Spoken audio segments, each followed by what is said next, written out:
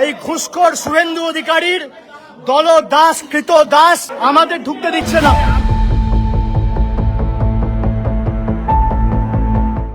অভিষেক বন্দ্যোপাধ্যায়ের অফিসের সামনে বেআইনি বিলবোর্ড খুলতে গিয়ে চরম উত্তেজনা ক্যামাক স্ট্রিটে। পুরকর্মী এবং পুলিশ পৌঁছাতেই ঘটনাস্থলে ছুটে আসেন অভিষেক। অর্ডার কপি দেখতে চাওয়া থেকে শুরু করে পুলিশের ভূমিকা নিয়ে সরাসরি প্রশ্ন। শেষ পর্যন্ত পুলিশের সঙ্গে বাকবিতণ্ডায় জড়িয়ে পড়েন তৃণমূলের সর্বভারতীয় সাধারণ সম্পাদক। অভিষেকের অভিযোগ, বৈধ অর্ডার কপি দেখানো হয়নি, আর তা নিয়ে শুরু হয় তুমুল বিতর্ক। এরপর পুরকর্মীরা অর্ডার কপি সংশোধন করতে চলে গেলেও কিছুক্ষণ পর ফের উত্তপ্ত হয় পরিস্থিতি। কি ঘটলো ক্যামাক স্ট্রিটে, দেখুন এই রিপোর্টে। আমার অফিসের বাইরে আমি কি বোর্ড লাগাবো সেটা বিজেপি ঠিক করবে।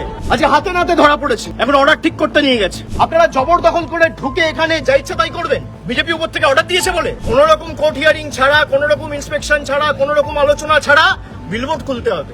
জোর করে অফিসে ঢুকে যাও। ফুটপাতের উপর বোর্ড লাগানো, পুলিশ এখানে দাঁড়িয়ে, কর্পোরেশনের প্রতিনিধিরা এখানে দাঁড়িয়ে, কেউ খুলবে না।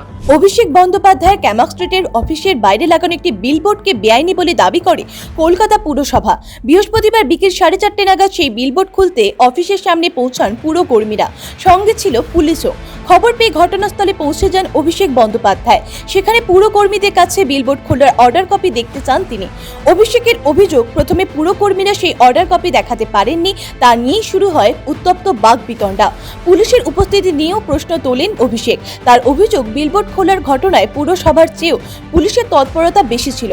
গ্যাস কাটার নিয়ে পুলিশি তৎপরতার বিষয়েও সরব হন তিনি। অভিষেকের দাবি, প্রয়োজনীয় নথি ছাড়া অফিস চত্বরে ঢোকার চেষ্টা করা হচ্ছে। বিজেপিকেও নিশানা করে অভিষেক বলেন, আইন ও সংবিধান মেনেই সবকিছু হওয়া উচিত। প্রয়োজনে বিষয়টি আদালতে নিয়ে যাওয়ার কথাও তিনি জানান। একই সঙ্গে বলেন, আদালত যে সিদ্ধান্ত দেবে তা তিনি মাথা পেতে নেবেন। এরপর অর্ডার কপিতে সংশোধন করার জন্য পুরকর্মীরা ঘটনাস্থল থেকে সাময়িকভাবে সরে যান, কিন্তু কিছুক্ষণ পর ফের উত্তপ্ত পরিস্থিতি হয়ে ওঠে। অভিযোগ, পুলিশ কার্যত জোর করেই অফিস চত্বরে ঢোকার চেষ্টা করে। এই সময় মহিলা নিরাপত্তা রক্ষীদের সঙ্গে মহিলা পুলিশের ধস্তাধস্তির ঘটনাও ঘটে বলে জানা গিয়েছে। উত্তেজনার মধ্যেই পুরকর্মীরা জানান বিলবোর্ডটি এদিন খুলে ফেলা হবে। অভিষেকের সঙ্গে পুলিশ ও পুরকর্মীদের বাকবিতণ্ডাকে কেন্দ্র করে বৃহস্পতিবার বিকালে কার্যত রণক্ষেত্রের চেহারা নেয় ক্যামাক স্ট্রিট। ঘটনাকে ঘিরে শুরু হয়েছে রাজনৈতিক চাপানুতরও। একটা গরিব মানুষ যদি রাস্তায় রয়েছে, তাকে একটা বাড়ি না দিয়ে বিজেপির নেতারা ভাষণবাজি করছে, সে কেন রাস্তায় দুধ গরম করছে? তার জন্য একটা বাড়ি তো করে দিতে পারো না? মুখ্যমন্ত্রী তৃণমূলের প্রতিনিধি দল গেছে, তারপর মুখ্যমন্ত্রী ডেকে পাঠিয়েছে। কেন মুখ্যমন্ত্রী যদি এই ঘটনাকে সমর্থন না করে, তাহলে অগ্নিমিত্রা পালের বিরুদ্ধে মুখ্যমন্ত্রী ব্যবস্থা নিচ্ছে না কেন? আমার প্রশ্ন। উনি বলছেন, কি বলছেন, আপনি কি তাহলে অবৈধ উচ্ছেদকে, অবৈধ এনক্রোচমেন্টকে সমর্থন করছেন? খুব ভালো প্রশ্ন, রিপাবলিক বাংলা।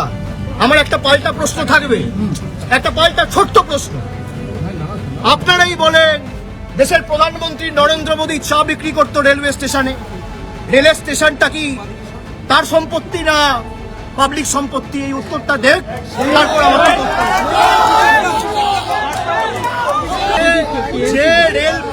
যে রেল স্টেশনে বা প্ল্যাটফর্মে নরেন্দ্র মোদী চা বিক্রি করতো, সেই রেলওয়ে স্টেশনটা কি তার প্রাইভেট প্রপার্টি না পাবলিক প্রপার্টি? এই উত্তরটা যেদিনকে বিজেপির নেতারা দেবে, একই প্রশ্ন আপনি আমাকে করবেন, আমি উত্তর দেব।